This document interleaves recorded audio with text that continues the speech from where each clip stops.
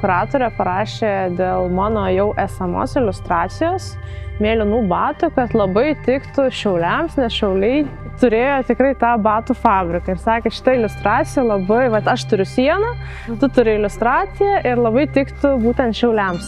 Gal kadangi tai pirmoji mano siena, tai man buvo tiesiog užsidegimas, kad aplamai kažką duoda man papaišyti. Kai pasiskaičiavau, kokio didumo ta siena, tai buvo toks šokas, kad oi, nepadarysiu. Tada labai baisu pasidarė. Ir pradėjus dirbti gal tą pirmąją dieną, kai daugiausiai pavyko pasistumėti, supratau, kad pavyks padaryti ir toks atėjo nusiraminimas. Pats didžiausias nesklandumas tai yra pati siena, kadangi yra plytinė ir labai byranti.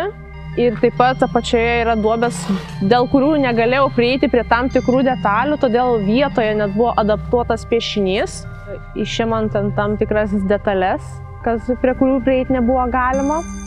Aišku, vyro dėka ten vieną dalį užpaišėm.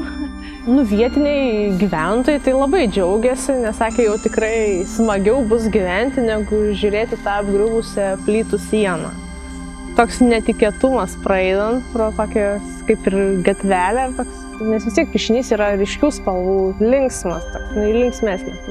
Priverstų žmonės nusišypsot, kad jeigu po 5 metų jis dar bus čia ir nebus apipaišytas, tai, manau, visai džiaugsiuos, kad skaitysis, kad įvertino ne tik Šiaulių žmonės, bet ir Šiaulių tas underground gal community, kurie grafičius daro visokius, tai jausčiausi įvertinta.